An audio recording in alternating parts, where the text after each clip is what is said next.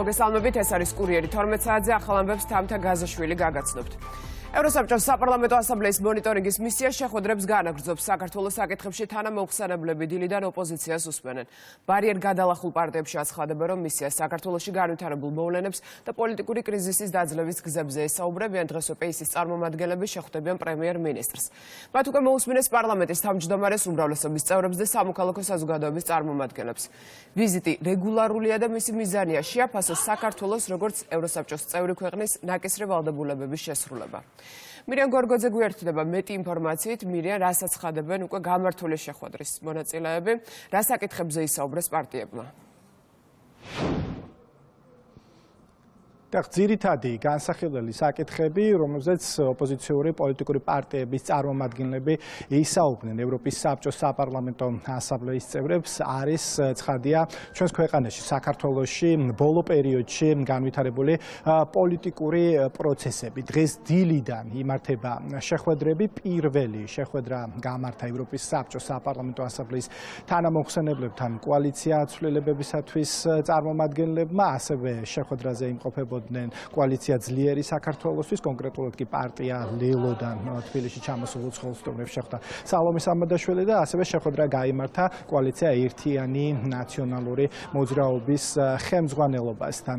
ოპოზიციონერი პოლიტიკოსები, რომლებმაც უკვე გამართეს შეხვედრა მონიტორინგის კომიტეტის წევრებთან, აცხადებენ, რომ ცხადია ევროსაბჭოს საპარლამენტო ასამბლეის წარმომადგენლებს საქართველოს შესახებ ინფორმაცია ისედაც აქვს, თუმცა მათივე განმარტებით მსგავსი შეხვედრები არის ძალიან კარგი შესაძლებლობა იმისათვის, რომ მათ პირადად დამატებითი ინფორმაცია მიაწოდონ სტუმრებს საქართველოში მიმდინარე პოლიტიკური პროცესების შესახებ და ამ შემთხვევაში ისინი ამახვილებენ ყურადღებას იმ დარღვევებზე, რის გამოც საპარლამენტო არჩევნებში ბარიერ გადალახული ოპოზიციური პარტიები ამ დრომდე არ ცნობენ საპარლამენტო არჩევნების ოფიციალურ შედეგს და შესაბამისად ითხოვენ ახალი არჩევნების ჩანიშვნას და გამართვას. გარდა ამისა, ოპოზიციონერი პოლიტიკოსები აცხადებენ, რომ მათ მიერ მიწოდებულ ინფორმაციას და კონკრეტულ მტკიცებულებებს ევროსაბჭოს საპარლამენტო ასამბლეის წარმომადგენლები შემდეგ გამოიყენებენ უკვე იმ ანგარიშისთვის, რომელიც მომზადდება საქართველოს შესახებ.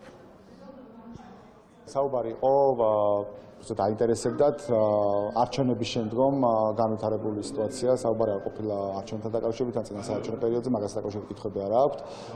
საუბარი იყო იმაზე, როგორ განვითარდა მოვლენები არჩევნების შემდეგ. აინტერესებთ პროტესტი როგორ გაგრძელდება, ოსენთოს პროტესტი გაგრძელდება, მანამ სანამ ეს ხალხი არ გაიმარჯვებს. აინტერესებდათ რა შეიძლება იყოს საბოლოო ჯამში გამოსავალი, ფინალი დაუხსენეთ, რომ მხოლოდ ორი პუნქტია. ეს არის პოლიტიკური პატიმრების გათავისუფლება და ეს არის ახალი არჩევნების ჩატარება ახალი წესებით და ახალი ადმინისტრაციით.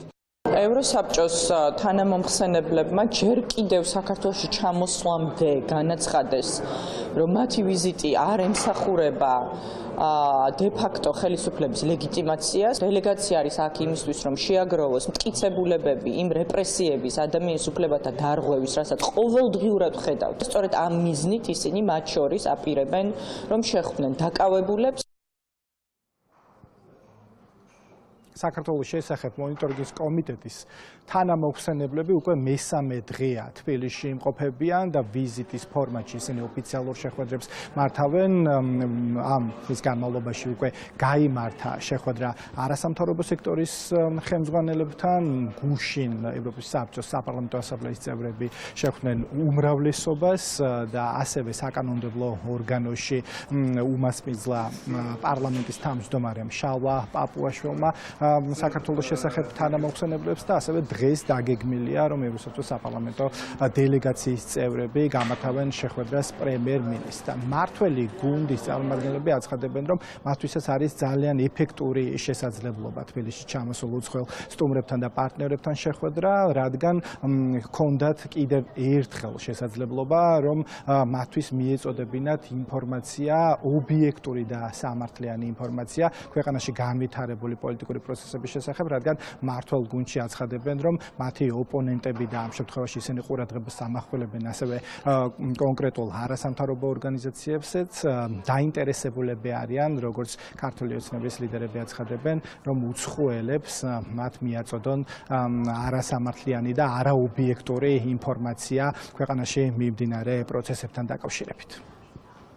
ევროსაბჭოს დელეგაციის ვიზიტი არის ძალიან მნიშვნელოვანი, ეს არის გენერალური მდივნის ვიზიტის შემდგომი გაგრძელება, რასაც გახსოვთ რომ შეთანხმდნენ გენერალური მდივანი და საქართველოს პრემიერ-მინისტრი რომ იქნებოდა შემდგომი ვიზიტები.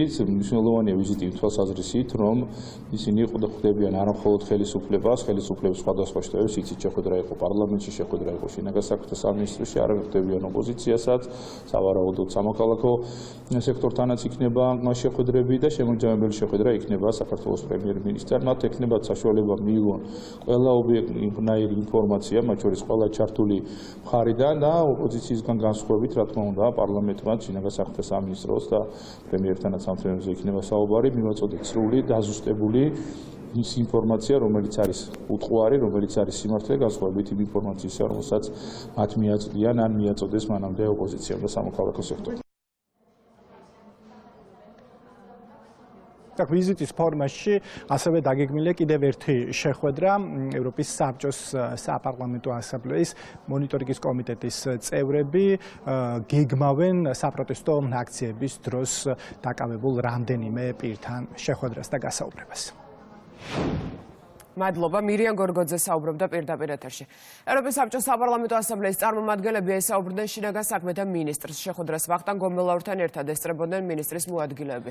უწყების ცნობით, მხარეებმა განიხილეს საპარლამენტო არჩევნების დროს გატარებული ღონისძიებები, ასევე საუბარი შეეხო აქციებს. კერძოდ, სამინისტროს ინფორმაციით. მინისტრმა თანამოხსენებლებს დეტალური ინფორმაცია მიაწოდა ბოლო პერიოდში თბილისში რუსთაველის გამზირზე განვითარებული მოვლენების დროს აქციის ძალადობრივი მონაწილეების მხრიდან განხორციელებული კანონსაწინააღმდეგო ქმედებები და პოლიციის მიერ გატარებული ქმედითი ღონისძიებების შესახებ ვკითხულობთ შინაგან საქმეთა სამინისტროს მიერ გამოქვეყნებულ ინფორმაციაში.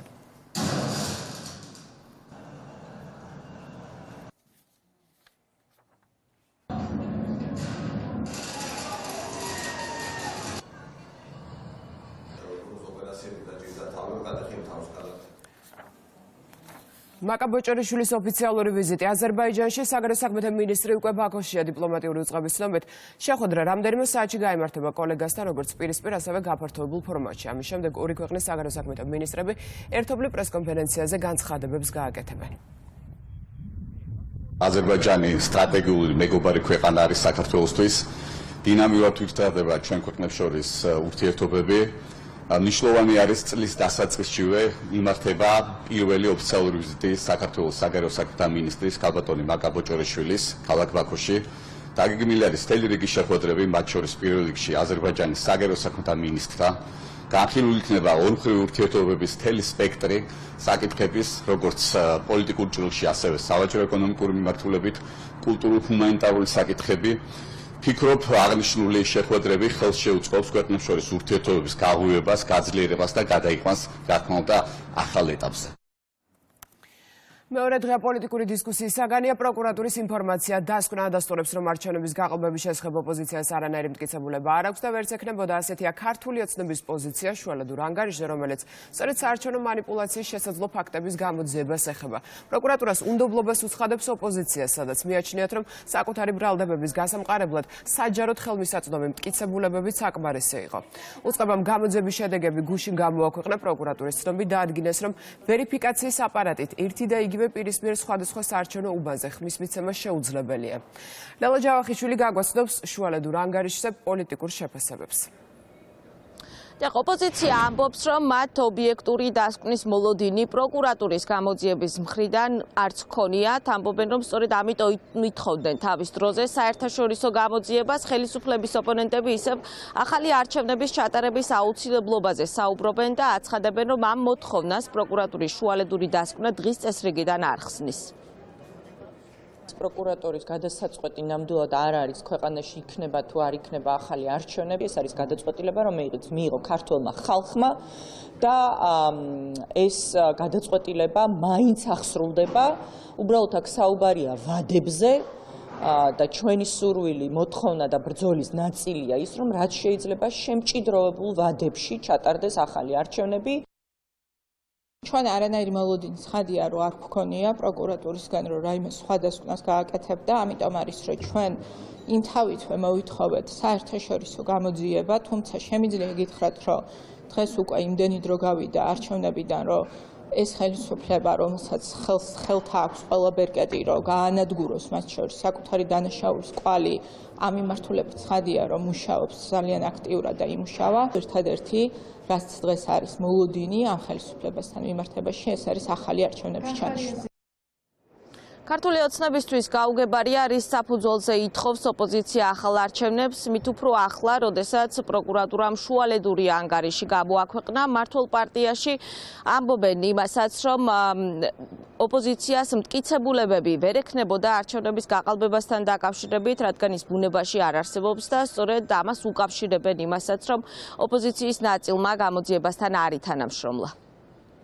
თითქმის სამი თვეა რაც არჩევნები დასრულდა და ამ პერიოდის განმავლობაში ოპოზიციამ ვერ წარმოუდგინა ვერც ერთი მტკიცებულება, ვერ წარმოუდგინა ვერც საზოგადოებისთვის, ვერც გამოძიებისთვის, რაც ყველაზე მთავარია, ვერ წარმოუდგინეს ვერანაირი მტკიცებულებები ჩვენს დასავლელ პარტნიორებს და ელუთოს დასკვნაში სწორედ მოხდა ის შეფასებები, რაც იყო ობიექტური და სამართლიანი და არა ის საკითხები, რომლებსაც ისინი აყენებდნენ, მიუხედავად იმისა, რომ მათ არ ითანამშრომლეს, არ წარადგინეს შესაბამისი მტკიცებულებები, პროკურატურამ მაინც გამოძიების ფარგლებში ჩაატარა არაერთი ექსპერიმენტი და დადასტურდა ის, რაც ისედაც ცნობილი იყო. დიახ, ვერიფიკაციის აპარატი უზრუნველყოფდა პრინციპს ერთი ამორჩეველი, ერთი ხმა. ელუთოს დასკვნის შემდეგ პროკურატურის შუალედური ანგარიშის შემდეგ ოპოზიციას აღარ რჩება აღარანაირი არგუმენტი. პროკურატურის გამოძიება, რომელიც 30 ოქტომბერს ცესკოს მიმართვის საფუძველზე დაიწყო, ჯერ ისევ გრძელდება. მადლობა ლელა ჯავახიშვილი საუბრობდა პირდაპირ ეთერში. თითქმის 500 დღიანი ომის შემდეგ ახლო აღმოსავლეთში შეთანხმება მიღწეულია. ჰამასი მზად არის ისრაელს 33 მზავალი გადასცეს, სანაცვლოდ კი ისრაელი პირობას დებს, რომ გაათავისუფლებს პალესტინელ პატიმრებს. 6 კვირიანი ცეცხლის შეწყვეტა, 600 მანქანა ჰუმანიტარული ტვირთით და ისრაელის სამხედრო ძალების ანკლავიდან ეტაპობრივად გაყვანა. სამეტაპიანი შეთანხმებიდან აღნიშნული პუნქტების გარდა მთავარი და ყველაზე მნიშვნელოვანი საკითხი მძევლებია. თითოეული მშვიდობიანი მძევლის სანაცვლოდ ჰამასი მიიღებს 30 მსჯავრდებულს, ხოლო თითოეული სამხედრო მოსამსახურისთვის 50 პატიმარს. მნიშვნელოვანია ის, რომ ამ დრომდე არ კონკრეტდება გასათავისუფლებელი მძევლები, ცოცხლები არიან, თუ ლაპარაკია ცხედრების გადაცემაზე. ლიკა ალელიშვილი გაგაცნობთ მეტ ინფორმაციას, ლიკა, როდის დაიწყება შეთანხმების შესრულება. Ზუსტად 3 დღეში თამთა, ანუ 19 იანვარს პირველი მძევლები დაბრუნდებიან ისრაელის ტერიტორიაზე. შეთანხმება სწორედ 19 იანვრიდან უნდა ამოქმედდეს, თუმცა ცნობილია, რომ მანამდე სჭირდება ისრაელის მინისტრთა კაბინეტის, ანუ მთავრობის დადასტურება ამ შეთანხმებას და ისიც არის ცნობილი, რომ უკვე დღეს აპირებს ისრაელის მინისტრთა კაბინეტი შეიკრიბოს, მიიღოს გადაწყვეტილება და ძალაში შევიდეს შეთანხმება, რომელიც, როგორც გითხარით, 19 იანვრიდან ამოქმედდება. ჯერჯერობით შეთანხმების ყველა დეტალს არასაჯაროებენ ჰამასი და ისრაელი, თუმცა ცნობილია, რომ ის შედგება 3 ეტაპისგან და პირველი ფაზა გათვლილი არის 42 დღეზე. ამ პერიოდის განმავლობაში ცნობილია, რომ ისრაელის არმიამ ნელ-ნელა ეტაპობრივად უნდა დატოვოს ღაზის სექტორში და ამასთან ერთად ღაზაში ამ პერიოდის განმავლობაში ყოველდღიურად უნდა შეუშვას სატვირთო ავტომობილები, რომლებიც დატვირთული იქნება ჰუმანიტარული დახმარებით. ამასთან ერთად ცნობილია ის ფაქტიც, რომ პირველ ეტაპზე 33 მძევლის გათავისუფლება იგეგმება ჰამასის მხრიდან. ასევე ცნობილია, რომ თითოეული მძევლის გათავისუფლების სანაცვლოდ ისრაელმა უნდა გაათავისუფლოს 30 პატიმარი, ხოლო იმ შემთხვევაში, თუ მძევალი იქნება სამხედრო პირი, ისრაელმა 50 პალესტინელი პატიმარი უნდა გაათავისუფლოს და გადასცეს ჰამასს. შეთანხმება მიღწეულია და ამ შეთანხმებაში მთავარი შუამავალი იყო ყატარი, ასევე მონაწილეობას იღებდნენ როგორც ამერიკის შეერთებული შტატები, ასევე ეგვიპტე. כנשיא מדינת ישראל. როგორც ისრაელის სახელმწიფოს პრეზიდენტი მკაფიოდ ბაცხადებს, მართებული და მნიშვნელოვანი ნაბიჯია. არ არსებობს უფრო მაღალი მორალური ადამიანური ვალდებულება, ვიდრე ჩვენი შვილების სახლში დაბრუნება. ჩვენი დების და ძმების დაბრუნებაზე ვოცნებობთ. არავითარი ილუზია არ უნდა არსებობდეს, როდესაც ეს შეთანხმება ხელმოწერილი და რეალიზებული იქნება, რომ ის არ მოიტანს მძიმე, მტკივნეულ და რთულ, ტანჯველ მომენტებს. ის რაც 7 ოქტომბერს მოხდა, უსაფრთხოების სფეროში საბრძოლო მიღწევა, ჩვენი ხალხის და ჩვენი წინააღმდეგობის ისტორიულ სიამაყედ დარჩება. ეს თაობიდან თაობას გადაეცემა მას შემდეგ, რაც მტერს გამანადგურებელი დარტყმა მიაყენა.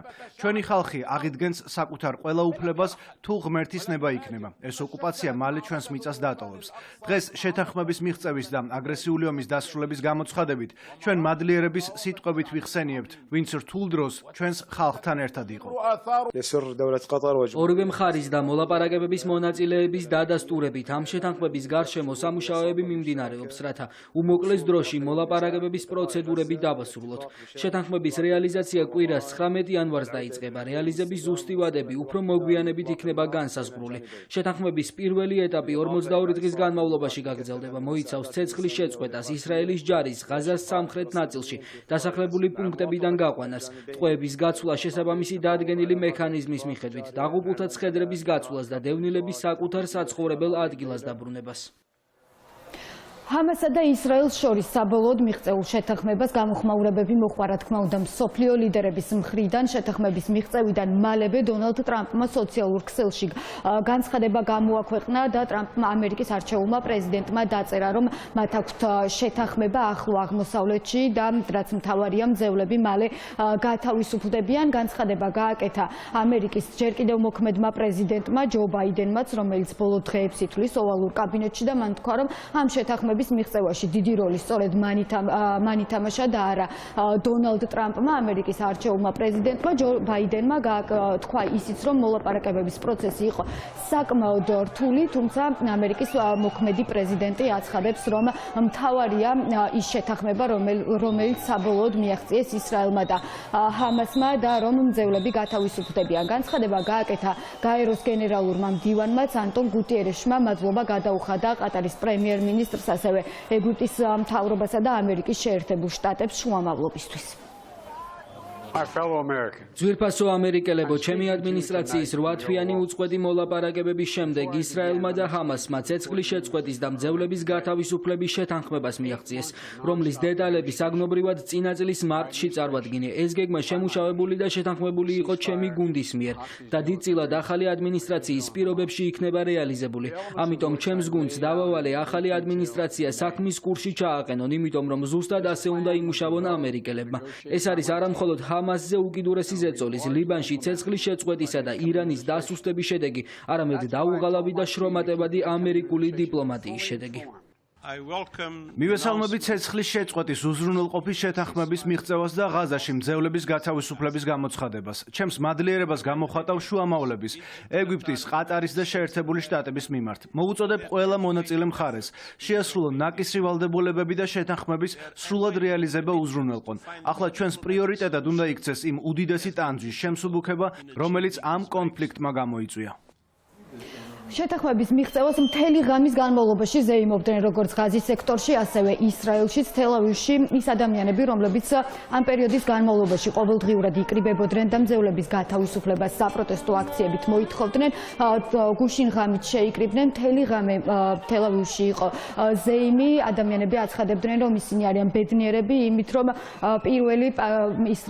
პირველი მძევლები ისრაელის ტერიტორიაზე სულ მალე 3 დღეში დაბრუნდებიან, რაც შეეხება ომის დაწყებას და ომის მიმდინარეობას 2023 წლის 7 ოქტომბერს, მას შემდეგ რაც შეიჭრნენ პალესტინელი მებრძოლები ისრაელის ტერიტორიაზე, მოკლეს 1200 ადამიანი, 250-ზე მეტი კი მძევლად აიყვანეს. სწორედ ამის შემდეგ ისრაელმა დაიწყო ფართომასშტაბიანი სამხედრო ოპერაცია ღაზის სექტორში. პალესტინური მხარის ინფორმაციით ამ პერიოდის განმავლობაში დაახლოებით 45,000-ზე მეტი მშვიდობიანი მოქალაქე არის დაღუპული ღაზის სექტორში.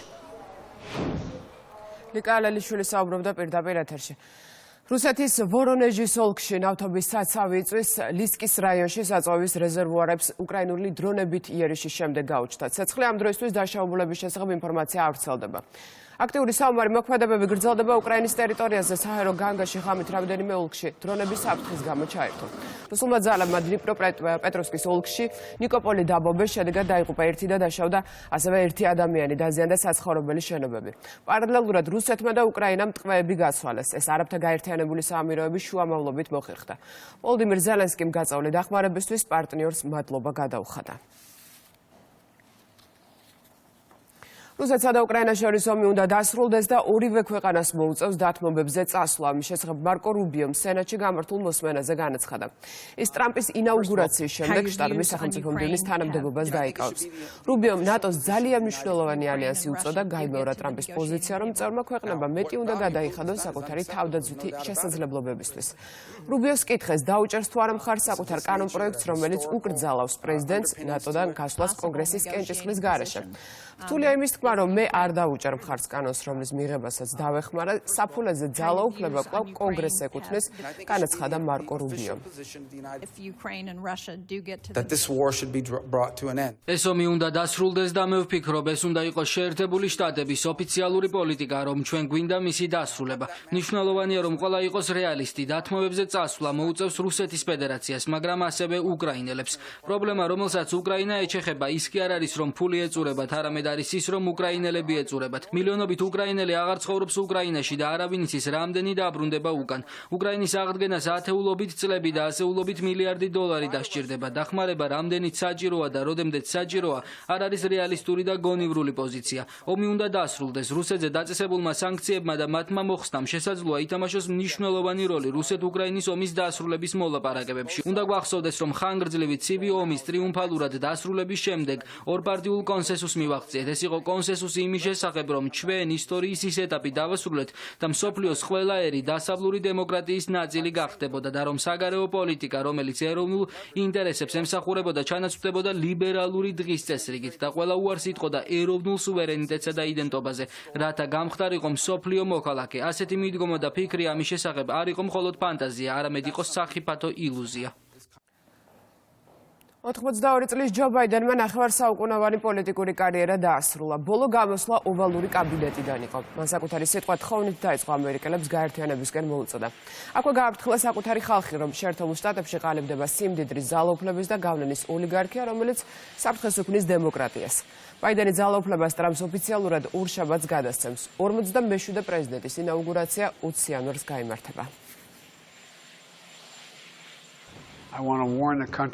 სურს გავაფრთხილო ქვეყანა ზოგიერთი რამის შესახებ, რაც ჩემში დიდ შეშფოთებას იწვევს. ეს არის ძალაუფლების საშიში კონცენტრაცია ძალიან მცირე რაოდენობის უკიდურესად მდიდარი ადამიანების ხელში.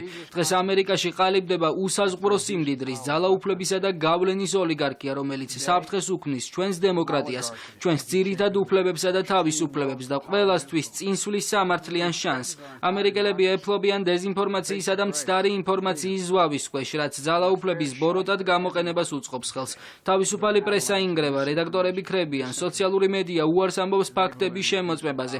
სიმართლე იხრჩობა ძალაუფლებისა და მოგებისთვის ნათქვამით ყუილებით. ჩვენ უნდა მოვთხოვოთ პასუხი სოციალურ პლატფორმებს, რათა დავიცვათ ჩვენი შვილები, ჩვენი ოჯახები და ჩვენი დემოკრატია ძალაუფლების ბოროტად გამოყენებისაგან. ეროვნული ბანკის პრეზიდენტის მოვალეობის შემსრულებელი ვენაში ინვესტორებს შეხვდა რაიფაიზენ ბანკის ორგანიზებით გამართულ შეხვედრას 25-ზე მეტი საინვესტიციო ფონდის წარმომადგენელი დაესწრო. ეროვნული ბანკის ინფორმაციით ნათია თურნავამ, როგორც საქართველოში წარმოდგენილ, ასევე პოტენციურ ინვესტორებს ქვეყანაში არსებული სტაბილური საინვესტიციო გარემოს შესახებ წარუდგინა პრეზენტაცია, ასევე მონაწილეობა მიიღო პანელურ დისკუსიებში. ჩვენ გვინდა რომ დავარწმუნოთ ინვესტორები იმაში, რომ ჩვენი მაკროეკონომიკური გარემო არის სტაბილური, ჩვენი პოლიტიკა არის თანმიმდევრული და საკმაოდ მიზიდველ ადგილად რჩება საქართველოს ინვესტორებისთვის. ნიშანდობლივია, რომ აქ მონაწილეობს 25-ზე მეტი ინვესტორი, ინსტიტუციური ტიპის ინვესტორი, ფონდები, სხვადასხვა ტიპის, ასე ვთქვათ, საინვესტიციო ჯგუფები. და ეს მეტყველებს იმაზე, რომ მაღალი ინტერესია ზოგადად საქართველოს მიმართ. აგროსკოლა მოსწავლეებისთვის მე-9-დან მე-12 კლასის მოსწავლეებს სურვილის შემთხვევაში შესაძლებლობა ჰქონდათ ამომწურავი ინფორმაცია მიიღოთ სოფლის მეურნეობის დარგების და აგრარული მიმართულებით. სასწავლო კურსი დასრულებულია შემაჯამებულ შეხვედრაზე აგროსკოლის მონაწილეებს. სოფლის მეურნეობის მინისტრის მოადგილემ და გაეროს განვითარების პროგრამის ეკონომიკური განვითარების მიმართულების ხელმძღვანელმა სერტიფიკატები გადასცეს. აგროსკოლა ეს არის კარგი პლატფორმა, არის საფუძველი, არის мотиваცია იმის, რომ შემდგომში ამ ახალგაზრდებმა სწავლა გააგრძელონ აგრარული მიმართულებით. ჩვენი სამეცნიერო პოლიტიკაც ეს არის და პრიორიტეტიც ეს არის, რომ ხელი შეუწყოთ ახალგაზრდებს, რომ შემდგომში სწორედ იმ დეფიციტური პროფესიების მიმართულებით გააგრძელონ სწავლა, როგორც არის გარემოდაცვის მიმართულება და როგორც არის აგრარული განათლება. აგროსკოლის პროექტი არის შედარებით ახალი ინიციატივა, რომელიც წარმოუდგენელი წარმატებით სარგებლობს, დიდი წარმატებით სარგებლობს და პოპულარობით მის მსმენელებში და მოხარული ვართ, რომ ასეთ მნიშვნელოვან ღონისძიებას და აქტივობას ხელს უწყობთ.